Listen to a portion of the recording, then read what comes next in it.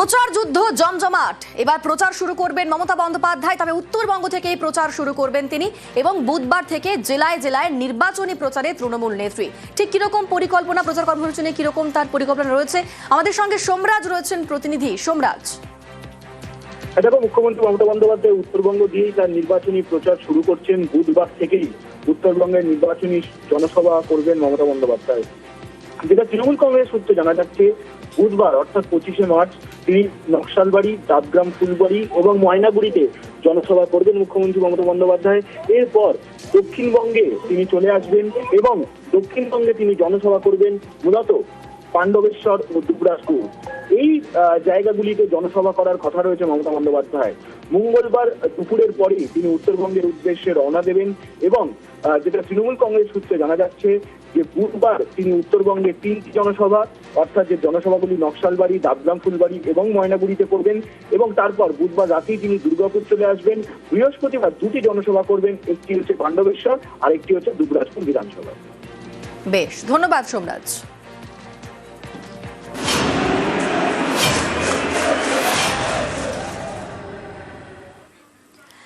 রবিবাসরীয় প্রচার জমজমাট। নন্দীগ্রামে ভোট প্রচারে বিজেপি প্রার্থী শুভেন্দু অধিকারী কর্মী সমর্থকদের সঙ্গে মিছিল করলেন, মন্দিরে পুজো দিলেন। নন্দীগ্রামের বিজেপি প্রার্থী বাজালেন খোলো।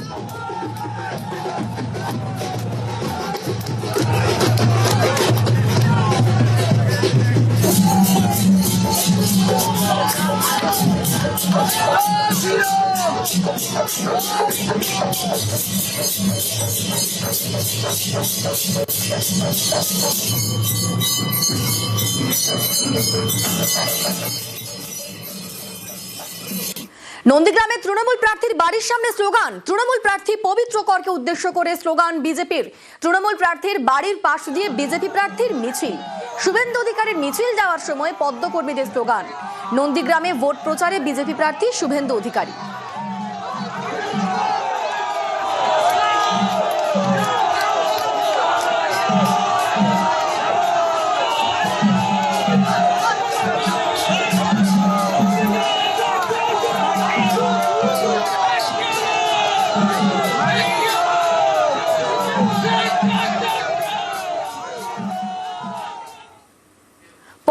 শতাংশ ভোটের চ্যালেঞ্জ শুভেন্দুর। পূর্ব মেদিনীপুরে বিজেপি 55% ভোট পাবে বলে দাবি। 26-এর ভোটে চ্যালেঞ্জ শুভেন্দু অধিকারীর। জেলায় 19 থেকে 24-এর ভোট শতাংশকে হাতিয়ার। 26-এর ভোটে পূর্ব মেদিনীপুরে বিজেপি 55% ভোট পাবে বলে দাবি শুভেন্দুর। একটা কথা অন রেকর্ড লিখে রেখে যান, 2019 আমি বিজেপিতে আসিনি, বিজেপি এই জেলায় 37%, 2021 বিজেপি 44%, 2024 বিজেপি 49%, 2026 বিজেপি 55% ভোট পূর্ব মেদিনীপুর জেলায়। এবার পূর্ব মেদিনীপুরে বিজেপির ভোট 35%-এর নিচে নেমে যাবে, পাল্টা দাবি কুণাল ঘোষের। পূর্ব মেদিনীপুরে বিজেপির ভোট 35%-এর নিচে নেমে যেতে চলছে। কারণ পুরনো বা আদি বিজেপি যে কজন ছিলেন, এই দলবদলু তৎকাল বিজেপিরা যে বিজেপি পার্টিটাকে হাইজ্যাক করে তাদের মধ্যে যে অত্যাচার চালাচ্ছেন, তারাই আর ওদের সঙ্গে নেই, তারাই তৃণমূলে চলে যাচ্ছেন। ওখানে লড়াই হচ্ছে পবিত্র বনাম পাপের লড়াই নন্দীগ্রামে, তো পবিত্র জিতবেন।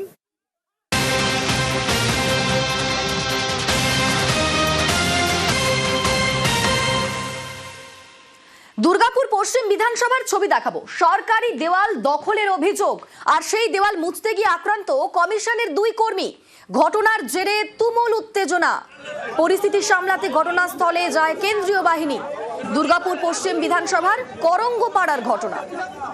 পোস্ট অফিসের দেওয়ালে প্রচারের অভিযোগ। যে ছবি দেখছেন, সরকারি দেওয়াল দখলের অভিযোগ। দেওয়াল মুছতে গিয়ে আক্রান্ত কমিশনের 2 কর্মী। ঘটনার জেরে তুমুল উত্তেজনা।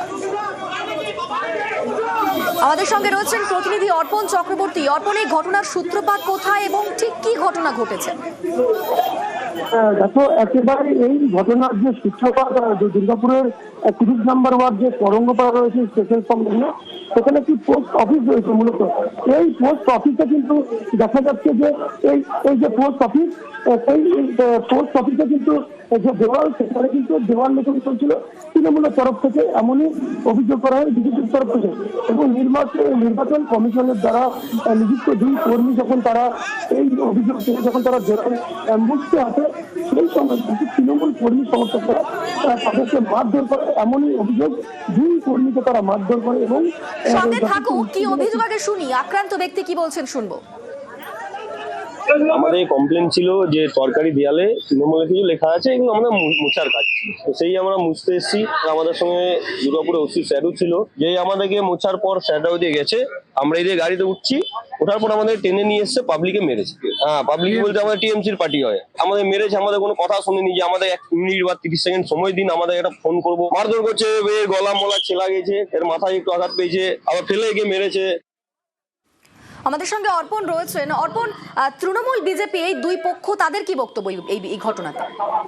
দেখো, একেবারেই কিন্তু তৃণমূলের তরফ থেকে এই অভিযোগ অস্বীকার করা হচ্ছে যে তারা যেটা বলছেন যে মারধর তারা করেননি। এবং এই যে দুই নির্বাচন কমিশনের দ্বারা নিযুক্ত দুই কর্মী, তাদের দুজনকে মারধর করা হয়, তারা যখন স্থানীয় তৃণমূলের দ্বারা রয়েছেন তারা মারধর করে। যদিও বিজেপির তরফ থেকে তারা যেটা বলছেন যে নির্বাচন কমিশনের দ্বারা নিযুক্ত যেই দুই কর্মী তারা এসেছিলেন দেওয়াল মোছার জন্য, অর্থাৎ সরকারি দেওয়াল যে রয়েছে, যে পোস্ট অফিস, সেখানে যে দেওয়াল লেখন ছিল, সেই দেওয়াল লেখন মুছতে আসার কারণে কিন্তু উত্তেজনা সৃষ্টি হয়, যে দুজনকে মারধর করা হয়। তারপরে পরিস্থিতি উত্তপ্ত হতে থাকে এবং স্থানীয় যে কোকোবেন থানার পুলিশ এবং কেন্দ্রীয় বাহিনী কিন্তু এলাকায় মোতায়েন করা হয়।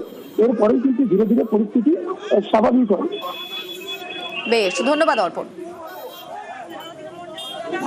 আমাদের পদ্মফুল মিটিং নিজেদের ঘাসফুলের চিহ্ন এঁকেছে, সেই দেওয়ালটা ছিল পোস্ট অফিসের দেওয়াল। আমরা যখন এই বিষয়টা এমসিসিকে কমপ্লেন করি, পুলিশ আছে, প্রেস আছে, এমসিসির লোক এসে যখন ওই দেওয়ালটা মেটাচ্ছিল, এমসিসি লোকের গায়ে হাত দিয়েছে তৃণমূলের লোকজন। প্রথমত মারধরের গল্পটা প্রথমেই ভিত্তিহীন গল্প। বিজেপির অভিজিৎ দে তার কিছু বহিরাগত ছেলেপুলেকে নিয়ে এসে এমসিসির নাম করে নিজেরাই হাতে ব্রাশ ফ্রাশ নিয়ে জয় শ্রীরাম স্লোগান দিয়ে দেয়াল মুছছে। আমাদের হট্টক, আমাদের ছেলেরা দেয়াল লিখবে রাত জেগে, আর বিজেপি এসে এমসিসির নাম করে সেন্ট্রাল বাহিনীর সামনে দাঁড় করিয়ে দেয়াল মুছবে, সেটা তো আমাদের ছেলেরা মেনে নেবে না। আমাদের বিজেপির সঙ্গে হট্টক হয়েছে। নির্বাচন কমিশন যদি কোনো গল্প থাকে, সরকারি দেওয়াল থাকে বা কেউ কমপ্লেন করে, নির্বাচন কমিশন মুছতে পারে, সেটা নিয়ে আমাদের কোনো বাধা নেই, দ্বিধা নেই। আর এবার মিনাখার ছবি দেখাবো। মিনাখায় দেওয়াল লেখা ঘিরে উত্তেজনা, দুপক্ষের ঝামেলা, আহত একাধিক। মিনাখা বিধানসভার হাড়োয়ার কুলটিতে উত্তেজনার ছবি। মিনাখা তৃণমূল প্রার্থী উষারানী মণ্ডলের সমর্থনে দেওয়াল লেখা ঘিরে বচসা, মারধরের অভিযোগ। আহতরা ভর্তি মিনাখা গ্রামীণ হাসপাতালে। মিনাখায় দেওয়াল লেখা ঘিরে উত্তেজনার ছবি, দুপক্ষের ঝামেলা এবং তাতে আহত হয়েছেন একাধিক। মিনাখা বিধানসভার হাড়োয়ার কুলটিতে উত্তেজনা। মিনাখার তৃণমূল প্রার্থী উষারানী মণ্ডলের সমর্থনে দেওয়াল লেখা ঘিরে বচসা, মারধরের অভিযোগ। আহতরা ভর্তি রয়েছেন মিনাখা গ্রামীণ হাসপাতালে। এমএলএ কথা মতো আজকে দেয়াল চুন মারতে গিয়েছিলাম তেঘরিয়া, তো সেই অবস্থায় মাকলা তেঘরিয়া সবসময় আমরা একসঙ্গেই থাকি। তেঘরিয়া হাতে মোল্লা ছেলেপিলে, ওরা রৌফ মোল্লা ছেলেপিলেদের ডাকে মাকলায় থেকে, তো এরা সব হঠাৎ এসে পেছন থেকে আক্রমণ করে। এক কথায় আমরা তৃণমূলী গোষ্ঠী আমরা বলতে চাইবো না, কারণ এখন আইএসএফ এর একটা আছে ওখানে, তো তাদেরকে নিয়েই আমার মনে হয় এই পরিকল্পনা করেছে।